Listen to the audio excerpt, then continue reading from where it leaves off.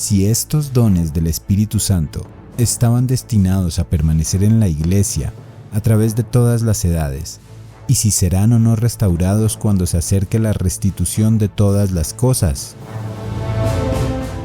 No temía lo que el hombre pudiera hacerle, sabiendo que los cabellos de su cabeza estaban todos contados. No temía a todos los poderes de las tinieblas, a quienes Dios aplastaba diariamente bajo sus pies. Menos aún temía morir. Es más, deseaba partir y estar con Cristo, quien, por medio de la muerte, había destruido al que tenía el poder de la muerte, es decir, al diablo. Pero a los que ya habían despertado del sueño y gemían bajo el sentido de la ira de Dios, su lenguaje era: tenemos un abogado ante el Padre. Él es la propiciación por nuestros pecados. Confesemos entonces que nunca hemos visto un país cristiano sobre la tierra. ¿Por quién debe ser restaurado este cristianismo? ¿Por aquellos de ustedes que están en autoridad? ¿Están convencidos entonces de que este es el cristianismo bíblico? ¿Desean que sea restaurado?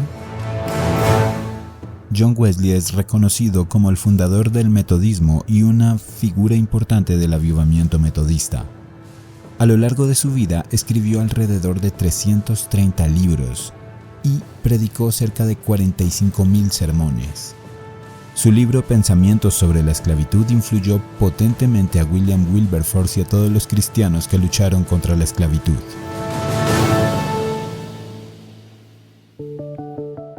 Antes de continuar, por favor, toma un momento para suscribirte al canal y darle a la campanita. Así recibirás las notificaciones de los libros nuevos que sacamos cada semana.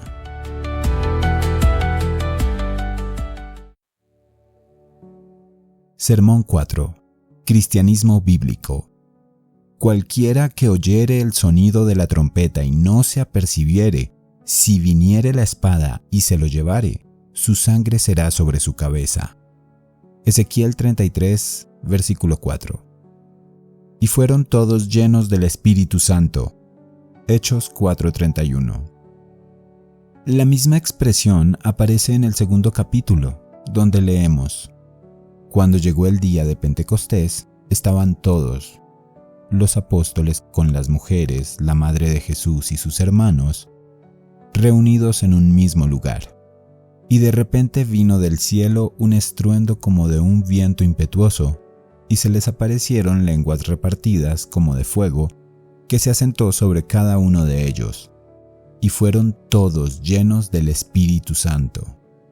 Uno de cuyos efectos inmediatos fue que comenzaron a hablar en otras lenguas, hasta el punto de que los partos, los medos, los elamitas y los demás forasteros que se habían reunido, cuando esto se divulgó, les oyeron hablar en sus diversas lenguas las maravillas de Dios.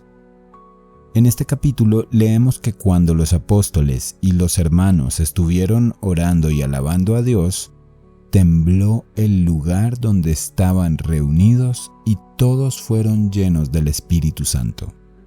No es que encontremos aquí ninguna aparición visible, como había sucedido en el caso anterior.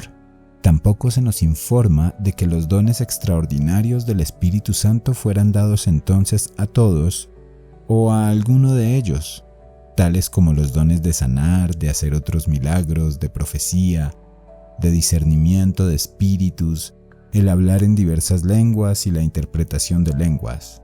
Si estos dones del Espíritu Santo estaban destinados a permanecer en la Iglesia a través de todas las edades, y si serán o no restaurados cuando se acerque la restitución de todas las cosas, son cuestiones que no es necesario decidir.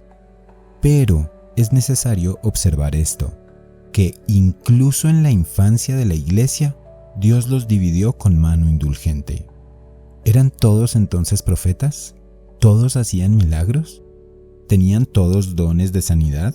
¿Hablaban todos en lenguas? No, de ninguna manera. Tal vez ni uno entre 1000. Probablemente ninguno, excepto los maestros de la Iglesia y solo algunos de ellos. Por lo tanto, fue con un propósito más excelente que este, que todos fueron llenos del Espíritu Santo. Era darles lo que nadie puede negar que es esencial para todos los cristianos en todas las épocas, la mente que estaba en Cristo. Esos santos frutos del Espíritu que quien no los tiene no es de Él. Llenarlos de amor, gozo, paz, paciencia, mansedumbre, bondad. Dotarlos de fe, tal vez podría decirse fidelidad, mansedumbre y templanza.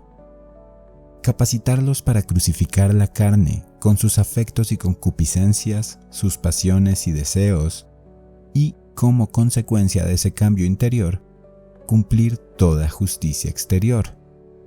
Andar como Cristo anduvo, en la obra de la fe, en la paciencia de la esperanza, en el trabajo del amor.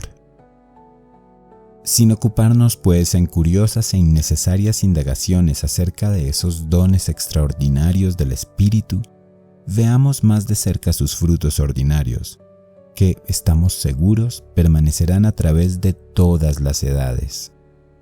De esa gran obra de Dios entre los hijos de los hombres, que estamos acostumbrados a expresar con una palabra: cristianismo.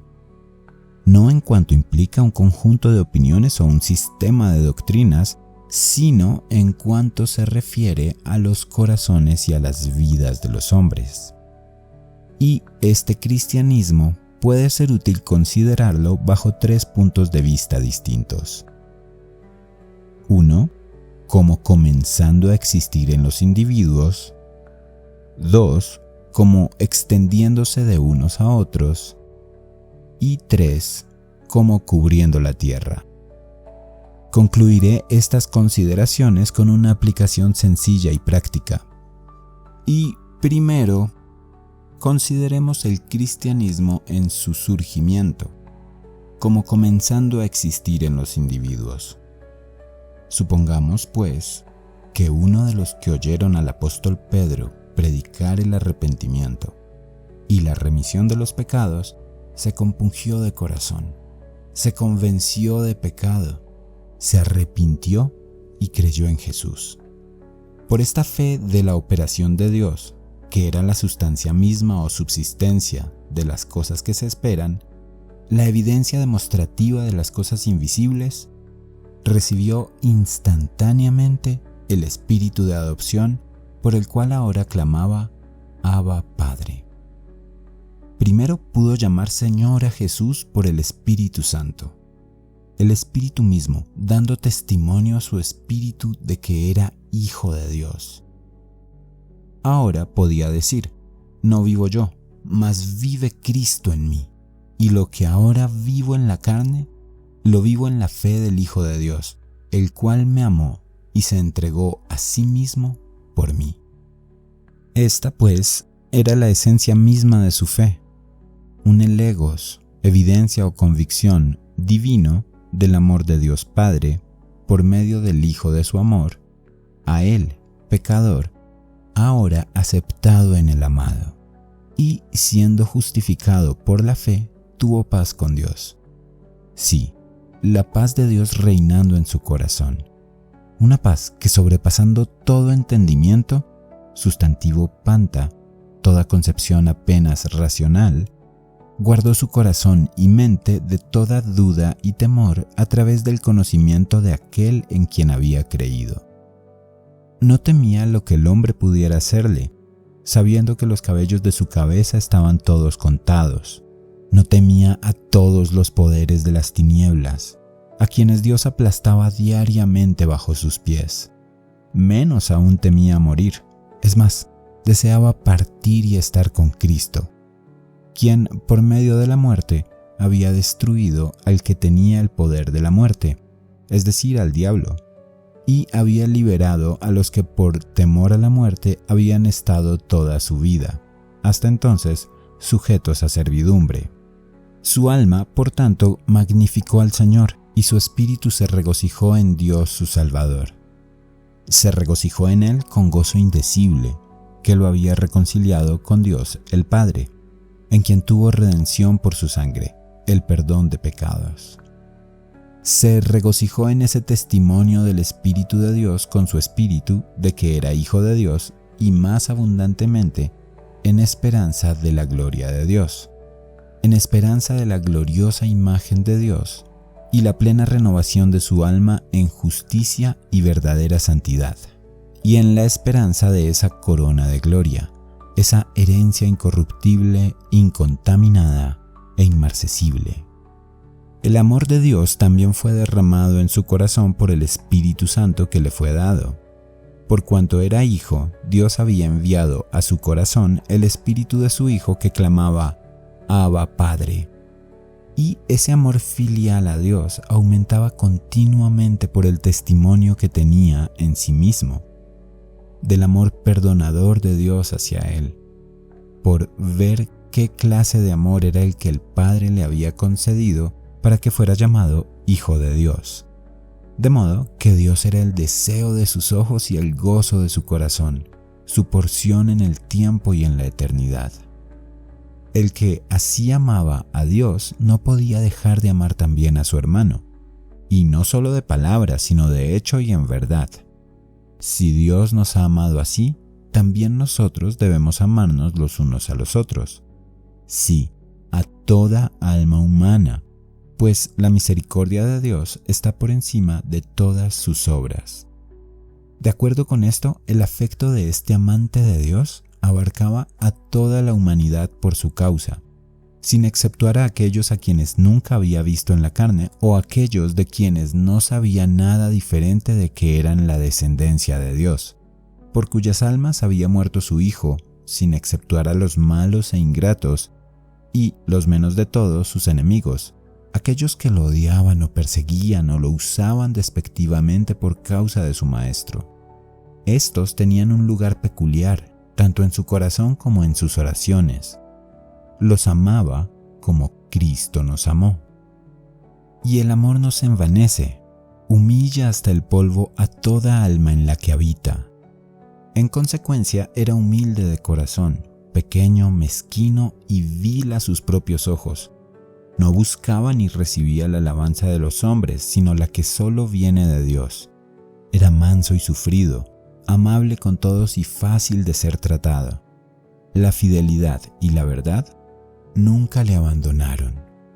Estaban atadas a su cuello y escritas sobre la tabla de su corazón. Por el mismo Espíritu fue capacitado para ser templado en todas las cosas, refrenando su alma incluso como un niño destetado. Fue crucificado al mundo y el mundo crucificado a él, superior al deseo de la carne, el deseo del ojo y el orgullo de la vida. Por el mismo amor todopoderoso fue salvado, tanto de la pasión como del orgullo, de la lujuria y de la vanidad, de la ambición y de la codicia y de todo temperamento que no estaba en Cristo. Se puede creer fácilmente que quien tenía este amor en su corazón no haría ningún mal a su prójimo.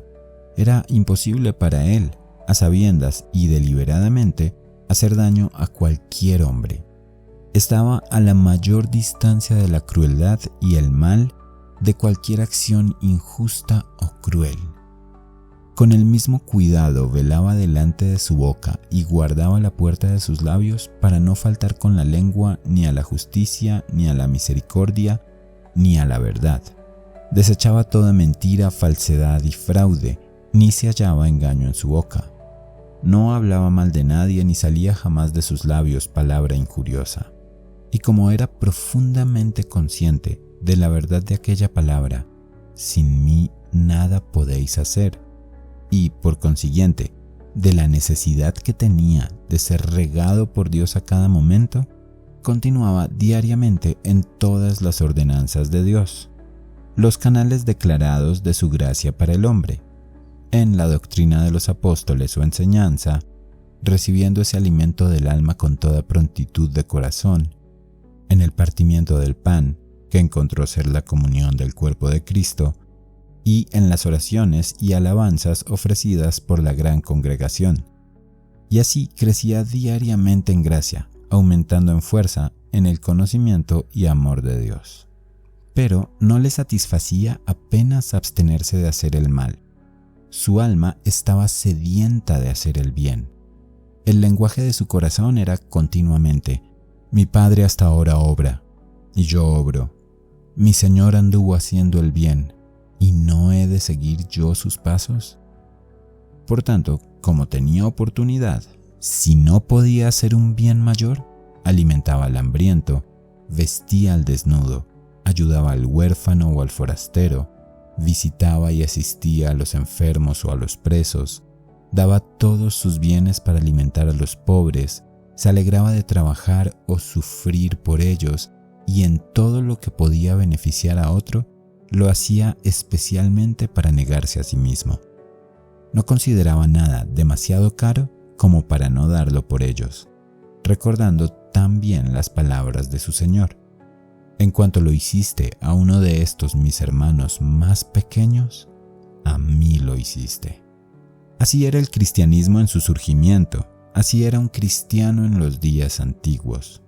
Tal era cada uno de aquellos que, cuando oyeron las amenazas de los principales sacerdotes y de los ancianos, alzaron unánime su voz a Dios, y fueron todos llenos del Espíritu Santo. La multitud de los que habían creído tenía un solo corazón y una sola alma. El amor a aquel en quien habían creído los impulsaba a amarse unos a otros, y ninguno de ellos decía que algo de lo que poseía era suyo, sino que tenían todas las cosas en común. Tan plenamente estaban crucificados al mundo y el mundo crucificado a ellos, y perseveraban unánimes en la doctrina de los apóstoles, en el partimiento del pan y en las oraciones. Y fue grande la gracia sobre todos ellos. Y no había entre ellos quien careciese, porque todos los que poseían tierras o casas las vendían, y traían el precio de lo vendido, y lo ponían a los pies de los apóstoles, y se repartía a cada uno según su necesidad. En segundo lugar, veamos cómo este cristianismo se extiende de unos a otros, abriéndose paso gradualmente en el mundo, porque tal era la voluntad de Dios al respecto, que no encendió una vela para ponerla debajo de un celemín, sino para que alumbrase a todos los que estaban en casa. Y esto había declarado nuestro Señor a sus primeros discípulos: ustedes son la sal de la tierra, la luz del mundo. Al mismo tiempo que daba aquel mandato general: así alumbre su luz delante de los hombres, para que vean sus buenas obras y glorifiquen a su Padre que está en los cielos. Y, en verdad, suponiendo que algunos de estos amantes de la humanidad vieran al mundo entero yaciendo en maldad, ¿podemos creer que no se preocuparían al ver la miseria de aquellos por quienes murió su Señor? ¿No se estremecerían sus entrañas por ellos y se les derretiría el corazón de tanta aflicción? ¿Acaso podrían permanecer ociosos todo el día, aunque no se lo ordenara aquel a quien amaban? Antes bien, ¿no se esforzarían por todos los medios posibles para arrancar algunos de estos tizones del fuego? No cabe duda de que lo harían. No escatimarían esfuerzos para hacer volver a quien quiera de entre esas pobres ovejas descarriadas al gran pastor y obispo de sus almas. Así lo hicieron los cristianos de antaño. Se esforzaban teniendo oportunidad para hacer bien a todos los hombres, advirtiéndoles que huyeran de la ira venidera ahora para escapar de la condenación del infierno. Declararon: los tiempos de la ignorancia Dios los pasó por alto, pero ahora llama a todos los hombres en todo lugar al arrepentimiento. Gritaron en voz alta: vuélvanse de sus malos caminos, para que la iniquidad no sea su ruina. Les hablaban de templanza y rectitud, o justicia, de las virtudes opuestas a sus pecados reinantes y del juicio venidero, de la ira de Dios que sin duda se ejecutaría sobre los malhechores en aquel día en que juzgaría al mundo. En esto procuraron hablar a cada uno según su necesidad. A los descuidados, a los que yacían despreocupados en las tinieblas y en la sombra de la muerte les tronaban: «Despierta tú que duermes, levántate de entre los muertos y te alumbrará Cristo». Pero a los que ya habían despertado del sueño y gemían bajo el sentido de la ira de Dios, su lenguaje era: «Tenemos un abogado ante el Padre, Él es la propiciación por nuestros pecados». Mientras tanto, a los que habían creído, los provocaban al amor y a las buenas obras, a la paciente perseverancia en el bien hacer y a abundar más y más en esa santidad sin la cual nadie puede ver al Señor. Y su trabajo no fue en vano en el Señor, su palabra se extendió y fue glorificada. Creció poderosamente y prevaleció, pero tanto más prevalecieron también las ofensas. El mundo en general se ofendió, porque daban testimonio de ello, de que sus obras eran malas. Los hombres de placer se ofendieron, no solo porque estos hombres fueran creados, por así decirlo, para reprender sus pensamientos. Él, dijeron, afirma tener el conocimiento de Dios, se llama a sí mismo Hijo del Señor. Su vida no es como la de los demás hombres, sus caminos son diferentes. Se abstiene de nuestros caminos como de la inmundicia. Se jacta de que Dios es su Padre. Sino mucho más, porque muchos de sus compañeros fueron llevados y ya no correrían con ellos al mismo desenfreno de libertinaje. Los hombres de reputación se sintieron ofendidos porque a medida que el evangelio se extendía, ellos disminuían en la estima del pueblo, y porque muchos ya no se atrevían a darles títulos lisonjeros ni a rendir al hombre el homenaje que solo se le debe a Dios.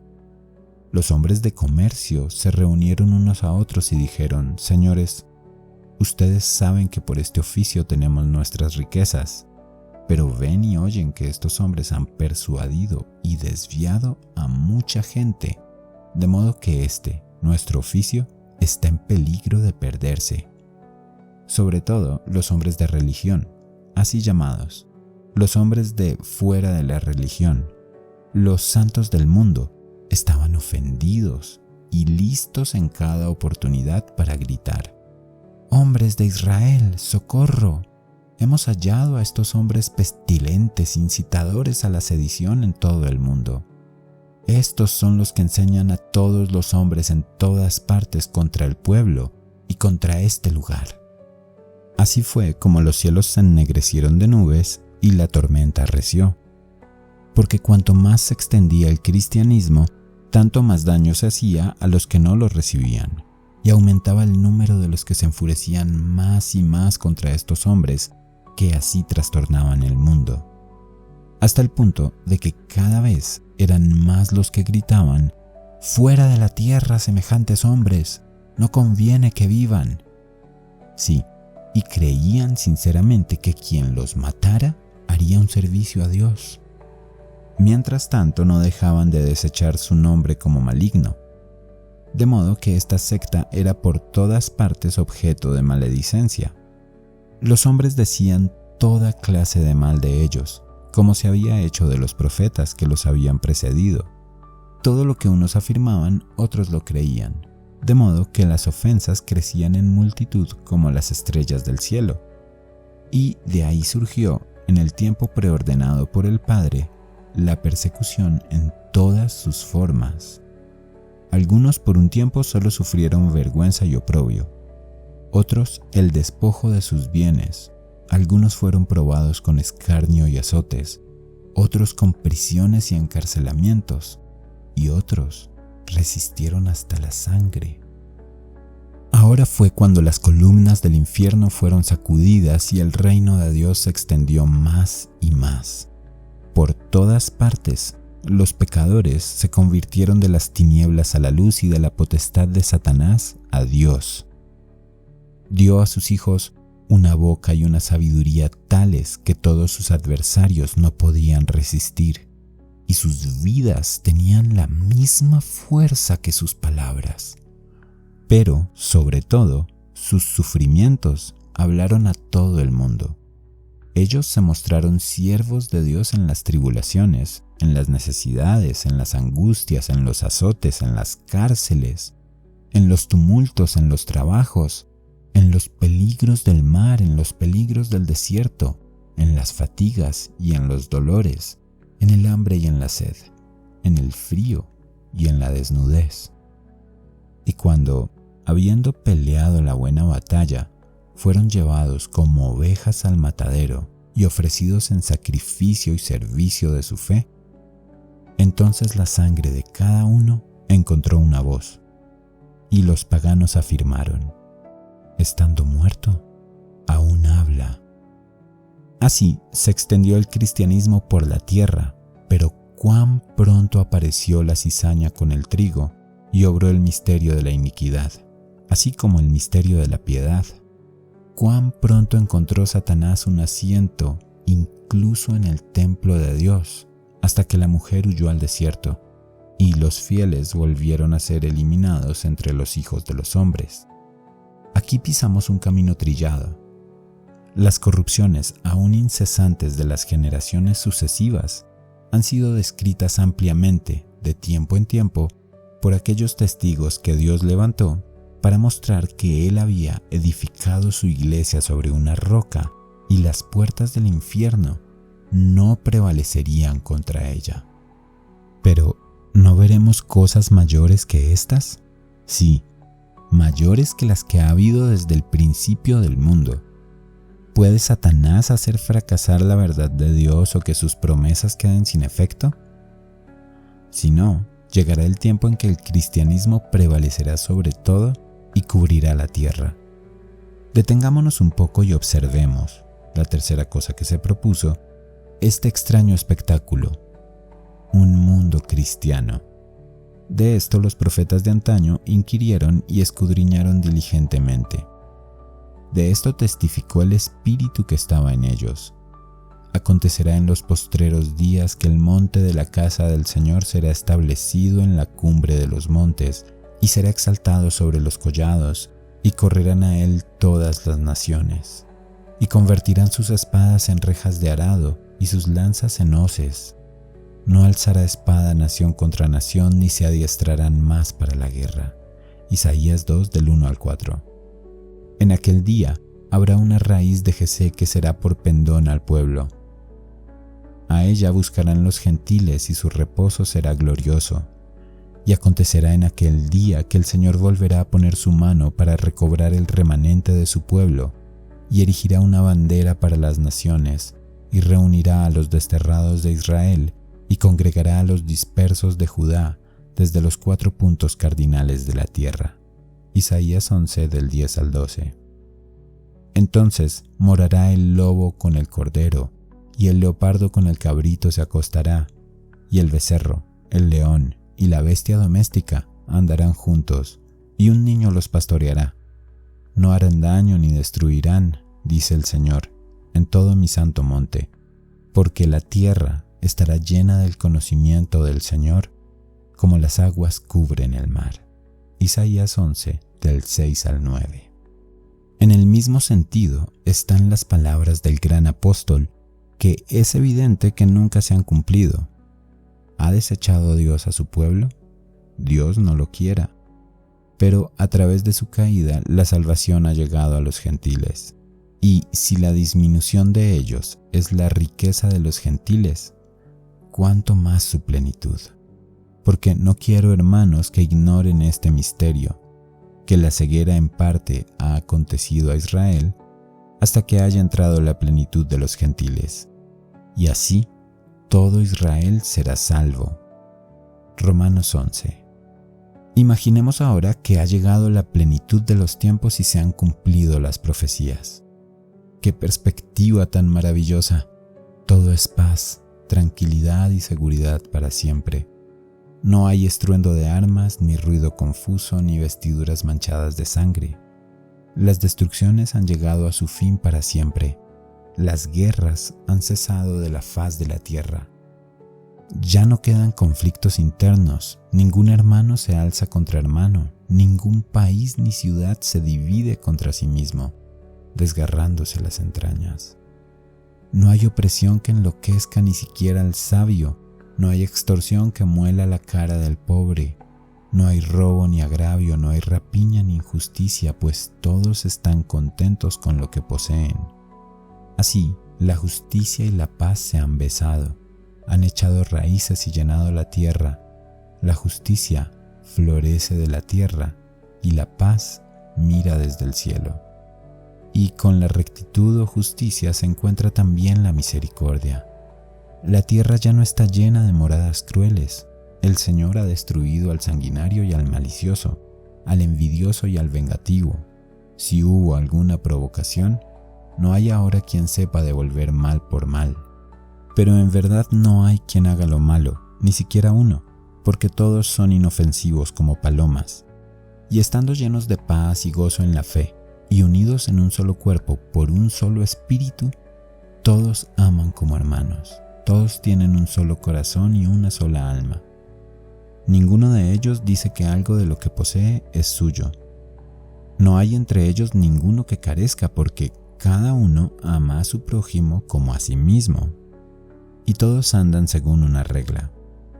Todo lo que quieras que los hombres hagan contigo, así hazlo tú con ellos.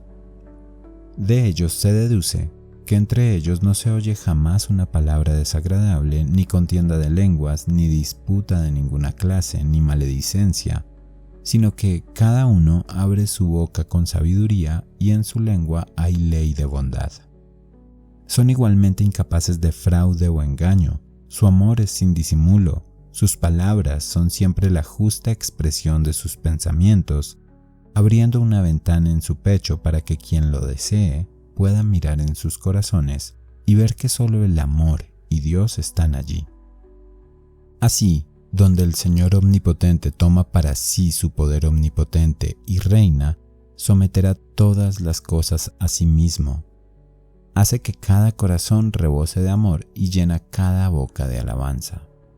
Dichoso el pueblo que se encuentra en tal situación. Sí, bendito el pueblo que tiene al Señor por Dios. Levántate, resplandece, dice el Señor, porque ha llegado tu luz y la gloria del Señor ha amanecido sobre ti. Tú has reconocido que yo, el Señor, soy tu Salvador y tu Redentor, el Dios poderoso de Jacob. He hecho paz a tus oficiales y justicia a tus jueces. No se oirá más violencia en tu tierra, ni devastación ni destrucción dentro de tus fronteras, sino que llamarás a tus muros salvación y a tus puertas alabanzas. Tu pueblo es todo justo, heredará la tierra para siempre, el vástago de mi plantación, la obra de mis manos, para que yo sea glorificado. El sol ya no será tu luz de día, ni la luna te alumbrará con su resplandor. Pero el Señor será para ti una luz eterna, y tu Dios tu gloria. Isaías 60. Habiendo considerado así brevemente el cristianismo como principio, como continuación y como cobertura de la tierra, solo me queda concluir el conjunto con una aplicación práctica y sencilla. Y en primer lugar yo preguntaría, ¿dónde existe ahora ese cristianismo? ¿Dónde viven los cristianos? ¿Cuál es el país cuyos habitantes están todos llenos del Espíritu Santo? ¿Son todos de un solo corazón y de una sola alma? No pueden permitir que a uno de ellos le falte nada, sino que continuamente dan a cada uno según su necesidad, donde todos y cada uno tienen el amor de Dios llenando sus corazones y obligándolos a amar a su prójimo como a sí mismos, y en donde todos se han revestido de entrañas de misericordia, humildad de mente, mansedumbre, longanimidad, que no ofenden en nada ni de palabra ni de obra a la justicia, a la misericordia ni a la verdad, sino que en todo hacen con todos los hombres lo que quieren que éstos hagan con ellos. ¿Con qué propiedad podemos llamar país cristiano a cualquiera que no responda a esta descripción? Confesemos entonces que nunca hemos visto un país cristiano sobre la tierra. Les ruego, hermanos, por la misericordia de Dios, que si me tienen por loco o necio, como le tendrían a un necio, tengan paciencia conmigo. Es absolutamente necesario que alguien hable con gran franqueza con ustedes. Es especialmente necesario en este momento, porque quién sabe si no es el último. Quién sabe cuán pronto dirá el justo juez: no seré más suplicado por este pueblo. Aunque Noé, Daniel y Job estuvieran en esta tierra, no harían sino librar sus propias almas. ¿Y quién usará esta franqueza si no lo hago yo? Por tanto yo hablaré, y los conjuro por el Dios viviente, que no endurezcan sus pechos en contra de recibir una bendición de mis manos. No digan en sus corazones: non persuadebis etiam si persuaseris. Vuestras persuasiones no prevalecerán con nosotros aunque realmente nos convencieran. O en otras palabras: Señor, no enviarás por quien tú quieras, prefiero perecer en mi sangre que ser salvado por este hombre. Hermanos, estoy persuadido de cosas mejores de vosotros aunque hablo así. Permítanme preguntarle entonces con tierno amor y espíritu de mansedumbre: ¿es esta ciudad una ciudad cristiana? ¿Se encuentra aquí el cristianismo bíblico? ¿Estamos considerados como una comunidad de hombres tan llenos del Espíritu Santo como para disfrutar en nuestros corazones y mostrar en nuestras vidas los frutos genuinos de ese espíritu? ¿Son todos los magistrados, todos los jefes y gobernadores de colegios y salones y sus respectivas sociedades, por no hablar de los habitantes de la ciudad, de un solo corazón y una sola alma? ¿Está el amor de Dios derramado en nuestros corazones? ¿Son nuestros temperamentos los mismos que había en Él y nuestra vida es conforme a la de Él? ¿Somos santos como aquel que nos llamó es santo en toda conversación? Les ruego que observen que aquí no se están considerando nociones peculiares, que la cuestión planteada no se refiere a opiniones dudosas de uno u otro tipo, sino a las ramas indudables y fundamentales, si es que las hay, de nuestro cristianismo común. Y para la decisión de la misma, apelo a su propia conciencia, guiada por la palabra de Dios. Por lo tanto, aquel que no sea condenado por su propio corazón, que quede libre. En el temor, pues, y en la presencia del gran Dios, ante quien tanto ustedes como yo compareceremos dentro de poco, les ruego a ustedes que están en autoridad sobre nosotros, a quienes reverencio por su oficio, que consideren, y no a la manera de los disimuladores con Dios: ¿están llenos del Espíritu Santo? ¿Son vivos retratos de aquel a quien están designados para representar entre los hombres? He dicho, son dioses. Ustedes, magistrados y gobernantes, están por oficio tan estrechamente relacionados con el Dios del cielo. En sus diversos puestos y grados deben mostrarnos al Señor nuestro gobernador. ¿Son adecuados a su alta vocación todos los pensamientos de sus corazones, todos sus temperamentos y deseos? ¿Son todas sus palabras semejantes a las que salen de la boca de Dios? ¿Hay en todas sus acciones dignidad y amor, una grandeza que las palabras no pueden expresar, que solo pueden brotar de un corazón lleno de Dios, y sin embargo, coherente con el carácter de hombre que es gusano e hijo de hombre que es gusano? Ustedes, venerables hombres que están especialmente llamados a formar las tiernas mentes de la juventud, a disipar desde allí las sombras de la ignorancia y el error y a instruirlos para que sean sabios para la salvación, ¿están llenos del Espíritu Santo con todos esos frutos del Espíritu que su importante oficio requiere tan indispensablemente? ¿Está tu corazón lleno de amor y celo por establecer su reino en la tierra? ¿Recuerdas a los que están bajo tu cuidado que el único fin racional de todos nuestros estudios es conocer, amar y servir al único Dios verdadero y a Jesucristo a quien Él ha enviado? Les inculcas día tras día que solo el amor nunca falla, mientras que ya sean lenguas, éstas fallarán, o conocimiento filosófico, éste se desvanecerá, y que sin amor todo aprendizaje no es más que espléndida ignorancia, pomposa necedad, vejación del espíritu. ¿Tiene todo lo que enseñas una tendencia real al amor de Dios y de toda la humanidad por su causa? ¿Tienen en cuenta este fin en todo lo que prescriben en cuanto a la clase, la manera y la medida de sus estudios, deseando y trabajando para que, donde quiera que les toquen suerte a estos jóvenes soldados de Cristo, sean luces ardientes y brillantes que adornen el Evangelio de Cristo en todas las cosas? ¿Ponen toda su fuerza en la vasta obra que han emprendido? ¿Trabajan en ella con todas sus fuerzas, ejerciendo cada facultad de su alma, usando cada talento que Dios les ha prestado, y eso hasta el máximo de su capacidad? Que no se diga que hablo aquí como si todos bajo su cuidado estuvieran destinados a ser clérigos. No es así. Solo hablo como si pretendieran ser cristianos, pero ¿qué ejemplo les damos nosotros que gozamos de la beneficencia de nuestros antepasados?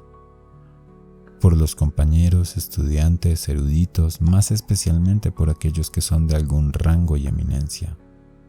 Abunden, hermanos, en los frutos del Espíritu, en humildad de espíritu, en abnegación y mortificación, en seriedad y compostura de espíritu, en paciencia, mansedumbre, sobriedad, templanza y en esfuerzos incansables e incesantes por hacer el bien de todo tipo a todos los hombres, para aliviar sus necesidades externas y llevar sus almas al verdadero conocimiento y amor de Dios. ¿Es este el carácter general de los académicos? Me temo que no. Antes bien, ¿no se nos ha reprochado orgullo y altivez de espíritu, impaciencia y mal humor, pereza e indolencia, glotonería y sensualidad, y hasta una proverbial inutilidad, quizá no siempre por parte de nuestros enemigos ni del todo sin fundamento? Quiera Dios que este reproche desaparezca de nosotros para que su recuerdo perezca para siempre. Muchos de nosotros estamos más inmediatamente consagrados a Dios, llamados a ministrar en las cosas santas. ¿Somos entonces patrones para los demás en palabra, en conducta, en caridad, en espíritu, en fe, en pureza? ¿Está escrito en nuestra frente y en nuestro corazón santidad al Señor? ¿Por qué motivos entramos en este oficio?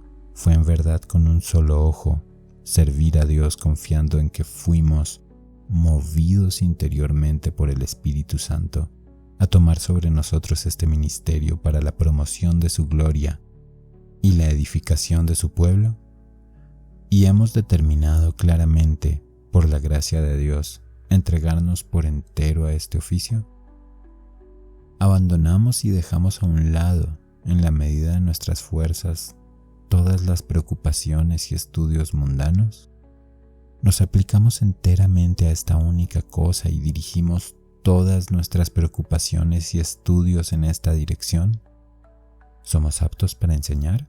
¿Somos enseñados por Dios para que podamos enseñar también a otros? ¿Conocemos a Dios? ¿Conocemos a Jesucristo? ¿Ha manifestado Dios a su Hijo en nosotros y nos ha hecho ministros capaces de la nueva alianza? ¿Dónde están, pues, los sellos de nuestro apostolado? ¿Quiénes, que estaban muertos en delitos y pecados, han sido vivificados por nuestra palabra? Tenemos un celo ardiente por salvar a las almas de la muerte de tal manera que por ellas, a menudo, nos olvidamos hasta de comer nuestro pan. Hablamos claro recomendándonos a la conciencia de todo hombre delante de Dios por la manifestación de la verdad. ¿Estamos muertos al mundo y a las cosas del mundo, guardando nuestro tesoro en el cielo? ¿Nos enseñoreamos de la herencia de Dios o somos los últimos, los siervos de todos? Cuando llevamos el reproche de Cristo, ¿nos pesa o nos alegramos por ello? Cuando nos hieren en una mejilla, ¿nos resentimos? ¿Nos impacientamos por las afrentas? ¿O también ponemos la otra, no resistiendo el mal, sino venciendo el mal con el bien? ¿Tenemos un celo amargo que nos incita a luchar dura y apasionadamente con los que están fuera del camino? ¿O es nuestro celo la llama del amor para dirigir todas nuestras palabras con dulzura, humildad y mansedumbre de sabiduría? Una vez más, ¿qué diremos de la juventud de este lugar? ¿Tienen la forma o la fuerza de la piedad cristiana? ¿Son humildes, enseñables, recomendables? ¿O tercos, obstinados y altaneros? ¿Eres obediente a tus superiores como a tus padres? ¿O desprecias a aquellos a quienes les debes la más tierna reverencia?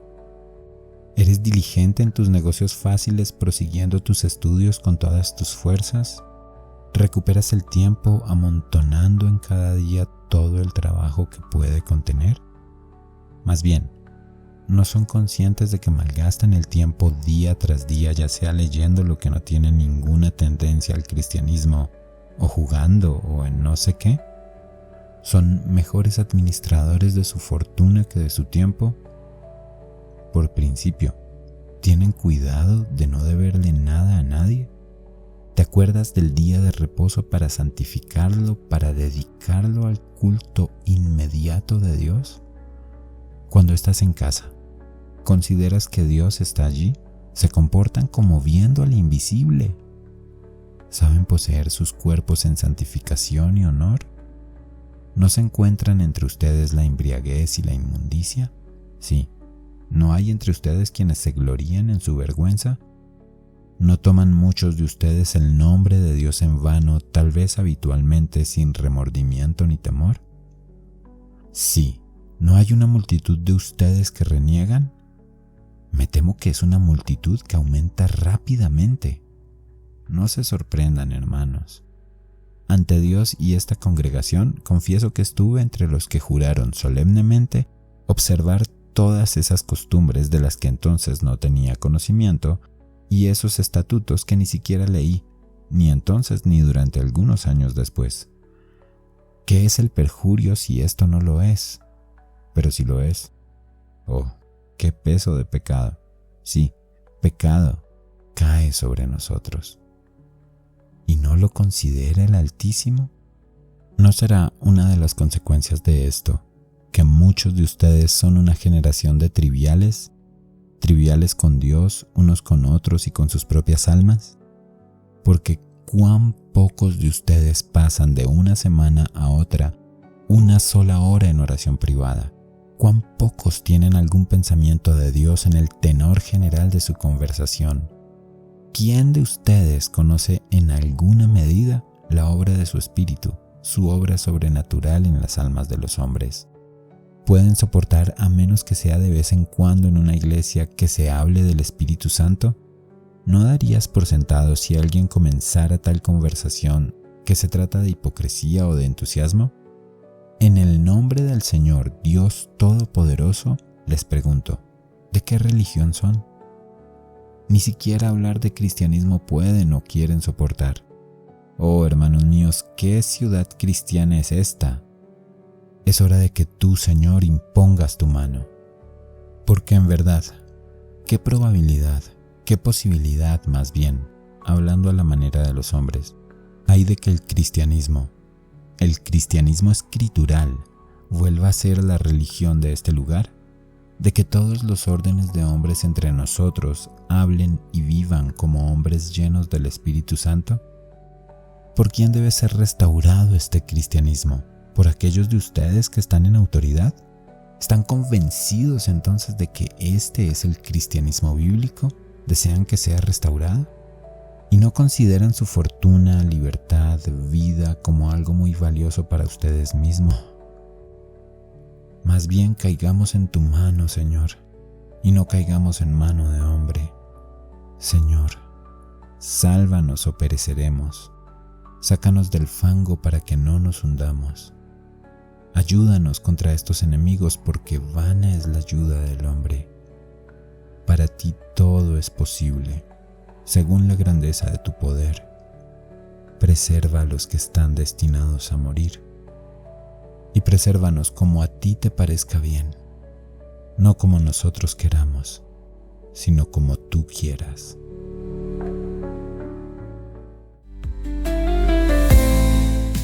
¿Te habló Dios por medio de este audiolibro? Si fue así, déjame presentarme. Soy Rafael González, la voz detrás de este audiolibro. En Libro Cristiano estamos comprometidos con acercarte a textos que te ayuden a crecer en la fe. Por eso te invito a considerar apoyarnos para que pueda seguir investigando, seleccionando, grabando y generando nuevas ideas para que muchos más escuchen sobre nuestro Señor Jesús. Si no puedes apoyarme con un aporte desde $1, ayúdame difundiendo mi contenido en tus redes sociales.